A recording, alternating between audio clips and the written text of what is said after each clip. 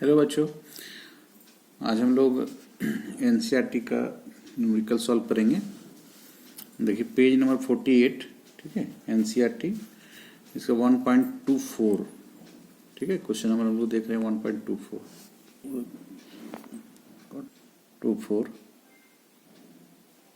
देखिए क्वेश्चन लिखा हुआ है, two large thin metal plates are parallel, ठीक है। मेटल का प्लेट है, पैरेलल है, ठीक है। लार्ज है, लार्ज का ही हम लोग फॉर्मूला पढ़े थे।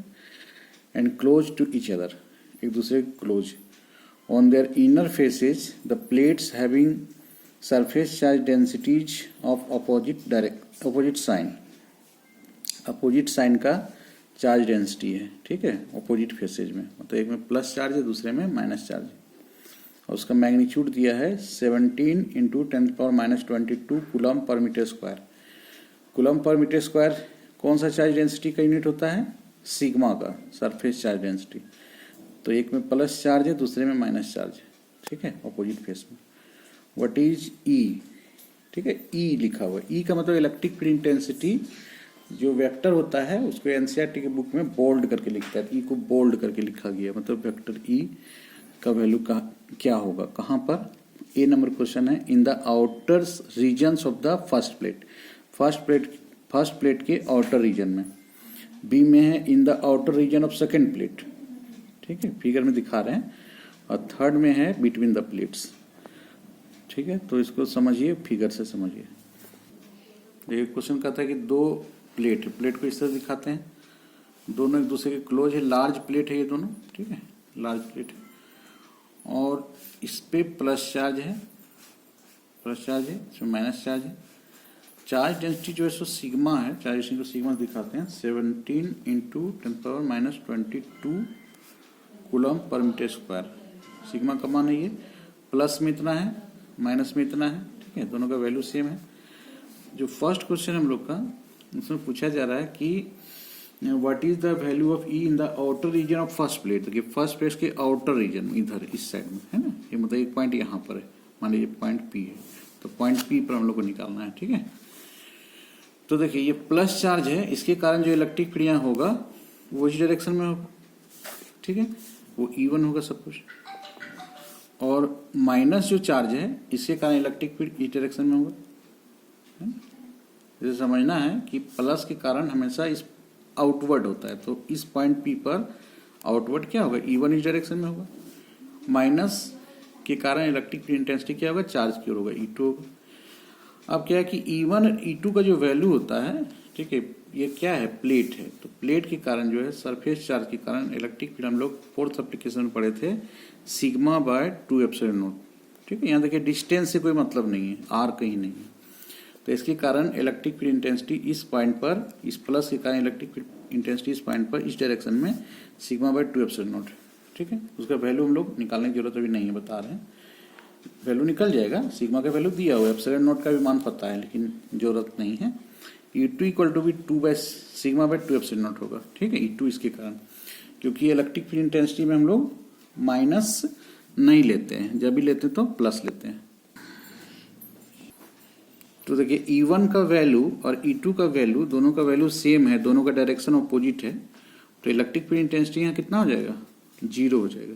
तो डायरेक्ट लिखेंगे कि E इक्वल टू 0 हो जाएगा, नेट इलेक्ट्रिक फील्ड इंटेंसिटी 0 हो जाएगा, क्योंकि दोनों का वैल्यू सेम है, डायरेक्शन क्या है? अपोजिट है, ठीक है। बी नंबर क्वेश्चन है कि बी नंबर में था in the outer region of second plate. Second plate के आउटर रीजन, मतलब सेकेंड प्लेट ये है, इसका आउटर रीजन इसको बोलेंगे, यहाँ पर निकालना है। इस पॉइंट का नाम मान लीजिए P डैश है। तो ये प्लस चार्ज के कारण आउटवर्ड इलेक्ट्रिक फ्लो होता है, मान लीजिए E1 आउटवर्ड उधर जाएगा, इस पॉइंट P डैश पर आउटवर्ड इधर जाएगा, इस पॉइंट P पर आउटवर्ड इधर आएगा। माइनस के कारण क्या होगा? इनवर्ड होगा, चार्ज की तरफ होगा, E2। तो यहाँ भी तो E1 E2 का डायरेक्शन क्या है? अपोजिट है, वैल्यू भी यही दोनों होगा। तो यहाँ भी इलेक्ट्रिक फील्ड का वैल्यू क्या होता है? 0 हो जाता है। तो इलेक्ट्रिक फील्ड इंटेंसिटी का वैल्यू क्या होगा? 0 हो जाएगा। अब बोलता है सी नंबर में in the between the plates, यहाँ पर मान लिया यहाँ पर पॉइंट है P डबल डैश, यहाँ पे निकालना। तो देखिए यहाँ प्लस के कारण इस पॉइंट पर आउटवर्ड इधर जाएगा E1, ठीक है, E1 होगा आउटवर्ड, ठीक है। E2 जो होगा ये माइनस है, तो माइनस क्या करेगा? अट्रैक्ट करेगा, ठीक ठीक है, अट्रैक्ट करेगा। ऐसे समझना यहाँ पे, जब भी हम लोग यहाँ पॉइंट पी जब बोलते हैं इलेक्ट्रिक फील्ड इंटेंसिटी में, तो वहाँ पर हम लोग एक positive charge, unit positive charge रखते हैं, है ना। ये इलेक्ट्रिक फील्ड इंटेंसिटी के डायरेक्शन समझाने के लिए बता रहे हैं। मान लिया यूनिट पॉजिटिव चार्ज है, तो यूनिट पॉजिटिव चार्ज को ये प्लस क्या करेगा, ये रिपेल करेगा, ठीक है। यहाँ प्लस है, ये भी प्लस है, तो ये प्लस को रिपेल करेगा, तो E1 का ही डायरेक्शन हो गया। माइनस क्या करेगा, इस प्लस को अट्रैक्ट करेगा, E2 का डायरेक्शन हो गया। तो E1 और E2 का डायरेक्शन वो सब जगह पर अपोजिट आ रहा था, लेकिन यहाँ क्या है, डायरेक्शन सेम आ रहा है। तो सेम डायरेक्शन आने पर, चूंकि ये वेक्टर क्वांटिटी है, तो E इक्वल टू जो होगा रिजल्टेंट जो हो जाएगा, नेट इफेक्ट जो हो जाएगा, वो E1 प्लस E2 हो जाएगा। तो sigma bye 2 epsilon not plus sigma bye 2 epsilon not, इसको जोड़ेंगे दोनों को, तो सिग्मा बाय एप्सिलॉन नॉट आ जाएगा। सिग्मा का वैल्यू दिया हुआ था 17 इंटू 10⁻22 और एप्सिलॉन नॉट का वैल्यू होता है 8.85 10⁻12, ठीक है। ये पॉइंट हटा देंगे, यहाँ डबल जीरो हो जाएगा और यहाँ पर हो जाएगा 10 का पावर -10, चूंकि -12 ऊपर जाके 12 हो जाएगा, 12 -22 प्लस 10 -10 और ये 1700/885 है ना। तो लगता है 2 बार में ये कटेगा, ठीक है। 885 1700 2 बार में कितना आता है,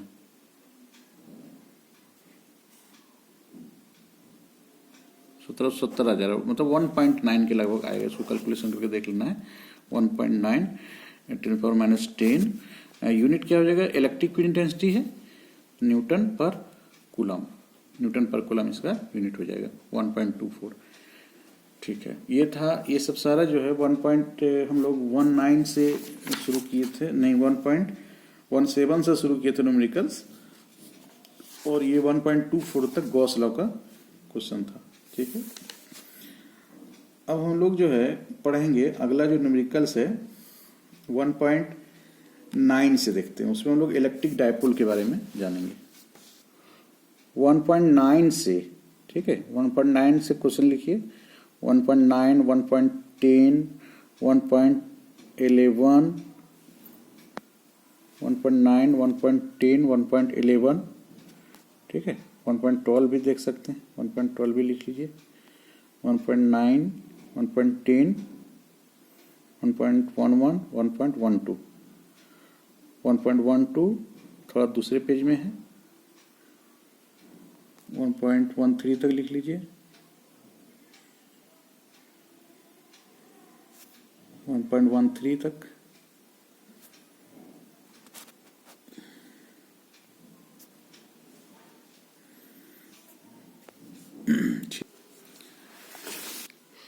देखिए एक प्रश्न है 1.9, ठीक है। A system has 2 charges QA, ठीक है। QA मतलब कोई A पॉइंट होगा, वहां पर एक Q चार्ज रखा हुआ जिसका वैल्यू है 2.5 10⁻7 coulomb, and QB -2.5 into 10⁻7 coulomb. देखिए दोनों का चार्ज का मैग्नीट्यूड सेम है, यदि इसका माइनस का प्लस कर दे मैग्नीट्यूड लेंगे तो दोनों का डायरेक्शन अपोजिट, ये दोनों का नेचर अपोजिट है, तो ये क्या है, एक डायपोल बना रहा है, ठीक है। लोकेटेड एट पॉइंट्स A, देखिए ये जो पॉइंट है इसका लोकेशन दिया है, इसका कोऑर्डिनेट दिया है 0 0 -15 centimetre, location x y z coordinate होता है, तो z कोऑर्डिनेट -15, और B का लोकेशन है 0 0 +15, दोनों का लोकेशन दिया है respectively. What are the total charge and the electric dipole moment of the system. तो जैसे इसका लोकेशन समझिए, 0 0 -15 का मतलब क्या हुआ कि x कोऑर्डिनेट 0 है, y कोऑर्डिनेट 0 है, z कोऑर्डिनेट -15 है, ठीक ना। इसका मतलब क्या हुआ कि मान लीजिए x एक्सिस है, ये y एक्सिस है, ठीक है, x एक्सिस है, y एक्सिस है, ये z एक्सिस है, ठीक है। तो z एक्सिस जो है ऊपर प्लस लेते हैं, नीचे माइनस लेते हैं, x इधर प्लस है, इधर x माइनस है, उधर y प्लस है, इधर y माइनस है, y डैश बोलते हैं, इधर x डैश बोलते हैं। उसी तरह से z ऊपर होता है, z ऊपर, z हो गया, z ऊपर, और z डैश किधर होगा, z डैश नीचे चला जाएगा, ठीक है।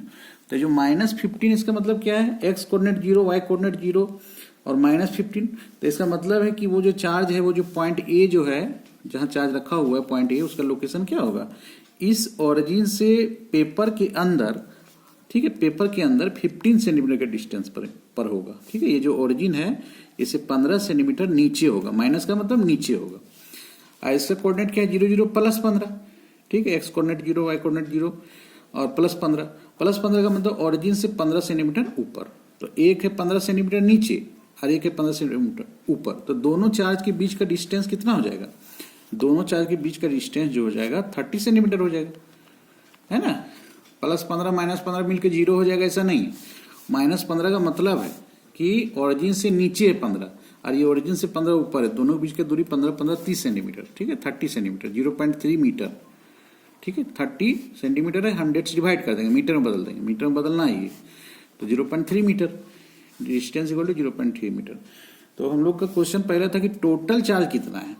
तो टोटल चार्ज कितना है, किसी भी डायपोल में टोटल चार्ज जो होता है वो 0 हो जाएगा, क्योंकि जितना प्लस है उतना माइनस है, दोनों को जोड़ेंगे तो 0 आ जाएगा। 2.5 10⁻⁷ प्लस माइनस 2.5 10⁻⁷, तो जोड़ेंगे तो कितना आ जाएगा, 0 आ जाएगा। बी नंबर क्वेश्चन है कि डायपोल है तो डायपोल मोमेंट कितना है, तो dipole moment P equal to QD होता है। QD कौन सा चार्ज, कोई भी एक चार्ज का मैग्नीट्यूड लेना है। तो चार्ज हम लोग का था 2.5 10⁻⁷, और डिस्टेंस कितना था 0.3, तो हो जाएगा इसको गुना कर देंगे। 25 को पहले 3 से गुना करेंगे 75 हो जाएगा। पॉइंट 2 अंक के बाद बिठाना है, ये इधर से देखेंगे, 1 अंक के बाद पॉइंट है, इधर 1 अंक के बाद पॉइंट है, 2 अंक के बाद हो जाएगा 10⁻⁷। और जब इसको हम लोग 7.5 लिखेंगे, है ना, पॉइंट इधर जाएगा जब इधर, तो फिर यहाँ पे पावर घटेगा, -7 से -8 हो जाएगा कूलम। इसका यूनिट क्या होता है डायपोल मोमेंट का, कूलम मीटर। C कैपिटल लिखेंगे, M स्मॉल लिखेंगे। तो इसमें 2 क्वेश्चन था। अब हम लोग आते हैं 1.10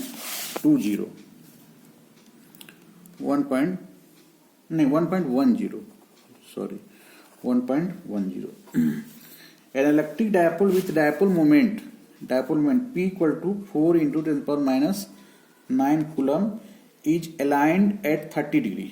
ठीक है, एक डायपोल है जो 30 डिग्री का एंगल बना रहा है, किसके साथ, with the direction of uniform electric field. Uniform electric field के साथ 30 डिग्री का एंगल बना रहा है। तो 30 का वैल्यू, थीटा का वैल्यू 30 डिग्री है। इलेक्ट्रिक फील्ड क्या है, उसका मैग्नीट्यूड दिया हुआ 5 into 10⁻⁴ न्यूटन पर coulomb. Calculate the magnitude of the torque acting on the dipole. तो डायपोल पर कितना टॉर्क लग रहा है, तो टॉर्क का फॉर्मूला होता है ना, टॉर्क का फॉर्मूला होता है P sin थीटा, हम लोग पढ़े हुए हैं ये सब। तो P का वैल्यू हो गया, E का वैल्यू पुट कर देंगे, sin 30 डिग्री। ठीक है, 20 हो जाएगा, ये गुना करके -5 sin 30 का वैल्यू हाफ हो जाएगा, तो 10 × 10⁻⁵, ये 10 वाला कट जाएगा ना, तो 10⁻⁴ न्यूटन मीटर। टॉर्क का जब भी यूनिट होगा न्यूटन मीटर, क्यों, फोर्स गुना डिस्टेंस, न्यूटन मीटर। 1.11 अब पॉलिथीन पीस, पॉलिथीन का एक टुकड़ा है, पीस है, rubbed with wool is found to have a negative charge of 3 × 10⁻⁷ coulomb. एक पॉलिथीन है जो ऊन के साथ उसको रगड़ा जाता है, तो देखा जाता है कि उसमें नेगेटिव चार्ज आ जाता है पॉलिथीन में, इतना कूलम का चार्ज, नेगेटिव चार्ज आ गया इतना, है ना, नेगेटिव चार्ज अब इतना, मतलब माइनस में इतना चार्ज आया। ये चार्ज किस में आया, ये चार्ज आया पॉलिथीन में। और ऊन में कितना चार्ज आएगा, तो ऊन में चार्ज कितना आएगा, जब एक दूसरे से रगड़ा जाता है तो चार्ज एक में माइनस आता है तो दूसरे में उतना ही चार्ज प्लस में आएगा। ठीक है, मतलब इलेक्ट्रॉन का ट्रांसफर ऊन से पॉलिथीन की तरफ हुआ, इधर ट्रांसफर हुआ इलेक्ट्रॉन का, तो जितना इलेक्ट्रॉन इससे निकला वो इसमें गेन हुआ, तो माइनस आ गया, लॉस किया ये, है ना, लूज किया इलेक्ट्रॉन को, तो क्या हुआ, इसमें प्लस चार्ज आ गया। तो इलेक्ट्रॉन का जो चार्ज है वो क्या होता है, इलेक्ट्रॉन का चार्ज का यहाँ जरूरत अभी नहीं है क्योंकि उनका दिया हुआ है, इसका भी दिया हुआ है। ठीक है, आगे क्वेश्चन क्या देखिए, पहले नंबर क्वेश्चन है, ए नंबर क्वेश्चन है, estimate the number of electrons transferred estimate the number of electron transfer from which to which, पूछा है किससे किस में। तो ये तो ठीक है कि इससे निकल के, ऊल से निकल के इलेक्ट्रॉन का ट्रांसफर ऊल से पॉलिथीन की तरफ हो गया, तो कितना इलेक्ट्रॉन का ट्रांसफर हुआ, तो इसमें प्लस चार्ज आया है, इसमें माइनस चार्ज आया है, ठीक है। रगड़ा गया एक दूसरे से, कितना इलेक्ट्रॉन का ट्रांसफर हुआ, चार्ज दिया है, नंबर पूछा है, तो हम लोग क्वांटाइजेशन से बनाएंगे Q इक्वल टू एन, ठीक है। तो Q का वैल्यू 3 इंटू 10⁻⁷ है ना।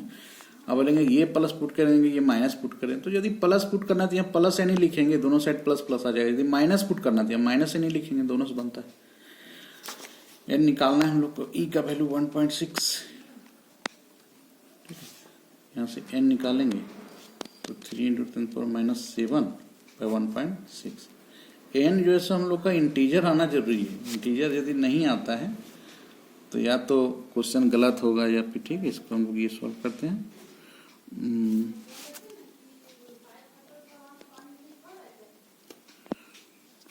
15/8 है, ठीक है।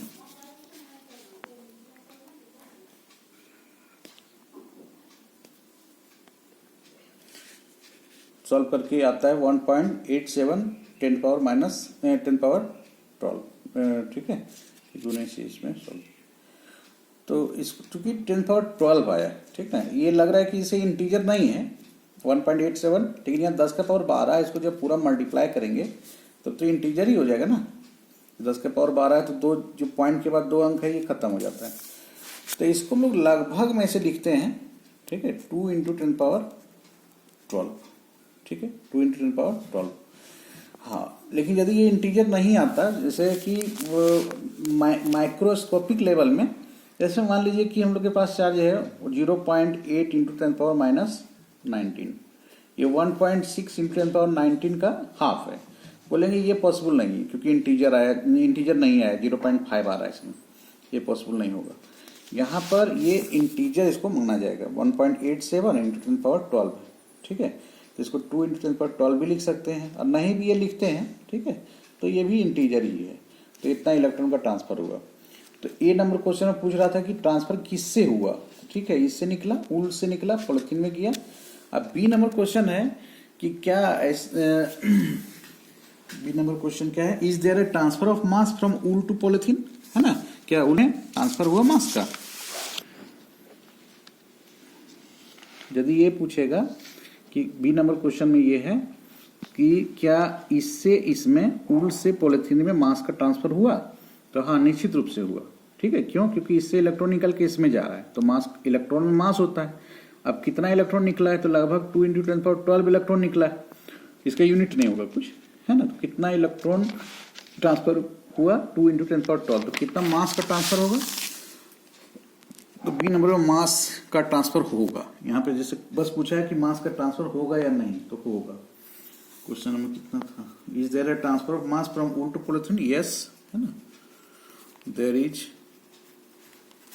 Transfer of mass from wool to polythene. अब यदि ये निकालना रहे कि कितना मास का ट्रांसफर हुआ, तो कितना इलेक्ट्रॉन था, 2 इंटू 10⁻12 इलेक्ट्रॉन का ट्रांसफर हुआ, और एक इलेक्ट्रॉन का मास कितना होता है, 9.1 इतना kg होता है ना। इसको मल्टीप्लाई कर देंगे तो आ जाएगा 19 kg, इतना मास का ट्रांसफर हुआ। ये बहुत छोटा मास है, 10⁻⁻19 kg। अगला प्रश्न हम लोग बनाते हैं 1.12 का ए पार्ट है, ठीक है। क्वेश्चन आप लोग लिखे हुए यहाँ तक। 2 insulated charged copper sphere, 2 insulated copper charged sphere है ए और B, have their centres separated by distance 50 centimetre. दोनों के बीच का centre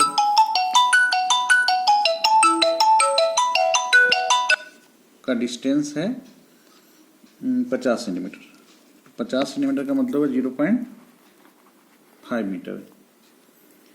What is the mutual force of electrostatic repulsion if the charge on each is, देखो charge दोनों का दिया है, Q1 का वैल्यू दिया है, Q2, दोनों का वैल्यू सेम है चार्ज का, 6.5 10⁻⁷ कूलम, ठीक है।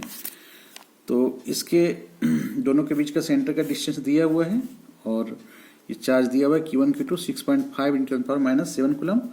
द रेडियाई ऑफ ए और बी आर नेग्लेजिबल, इन दोनों का जो रेडियाई है वो नेग्लेजिबल है। किसके कंपेयर में? डिस्टेंस ऑफ सेपरेशन, दोनों के बीच का जो सेपरेशन है उसके तुलना में इसका रेडियस नेग्लेजिबल है। तभी इसको हम लोग पॉइंट चार्ज मान सकते हैं। ठीक है, कूलॉम्स लॉ जो है पॉइंट चार्ज के लिए लागू होता है। यदि ये स्फीयर होता तो हम लोग कूलॉम्स लॉ नहीं लगा सकते थे ये, लेकिन इसको पॉइंट चार्ज मानना होगा क्योंकि इसका रेडियस जो है नेग्लेजिबल है इसके सेपरेशन की तुलना में। सेपरेशन 0.5 मीटर है और रेडियस मिलीमीटर में कुछ होगा, तो मिलीमीटर और मीटर में 1000 का डिफरेंस कम से कम होता है, 1000 टाइम्स का। तो फोर्स निकालना है, तो फोर्स इक्वल टू हम लोग पढ़े थे ना K Q1 Q2 by R square. तो F equal to K Q1 Q2 by R square. ठीक है, K का वैल्यू 9 × 10⁹, ये कूलम्स लॉ है। Q1 Q2 का वैल्यू पुट कर दिए, दोनों का वैल्यू सेम है। डिस्टेंस मीटर में 0.5 का स्क्वायर, तो इसको मल्टीप्लाई करेंगे इससे, फिर इसको मल्टीप्लाई करेंगे इससे। ठीक है, कैलकुलेटर से मल्टीप्लाई कर रहे हैं तो लोग को ऐसे अपने से मल्टीप्लाई करना चाहिए। 380 × 25 आ रहा है और 10 का पावर जो है -7 -7 -14 9 हो गया, -5 डिवाइडेड बाय 0.25, पॉइंट हट गया। ठीक है, फिर इसको सॉल्व करेंगे। देखिए 1521 10 का पावर -5 आया, तो इसको यदि 1521 से इसको 1.5 to 1 कर देते हैं। ठीक है, 1.5, क्योंकि पॉइंट अभी यहाँ पर है, नहीं दिख रहा है, वहाँ यहाँ पर पॉइंट लोग मान के चलेंगे। इधर शिफ्ट किए हम लोग 3 अंक। ठीक है, तो यहाँ पे 3 इसमें बढ़ जाएगा तो -2 हो जाएगा, -2 न्यूटन। ठीक है, तो इसमें एक और क्वेश्चन है बी नंबर में, what is the force of repulsion if each sphere is charge double the above amount. जितना यहाँ पे दिया हुआ था उसका चार्ज को हम लोग डबल कर देते हैं and the distance between them is halved.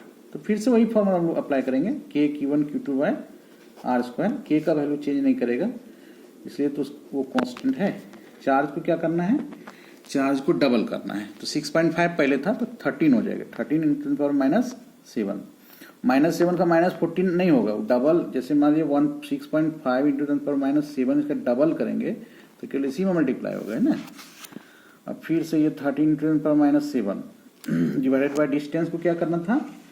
Distance को हाफ करना था। ठीक है, तो डिस्टेंस मेरा था 0.5, तो 0.25 हो जाएगा, 0.25 का स्क्वायर। इसको सॉल्व करेंगे तो 13 × 13 169 और फिर 9 से इसको मल्टीप्लाई करेंगे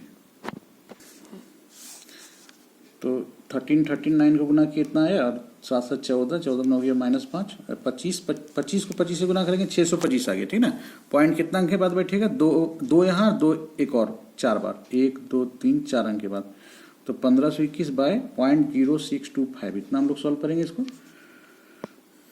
डिवाइडेड बाय 0.0625 तो आ जाता है 24,336 10⁻⁵।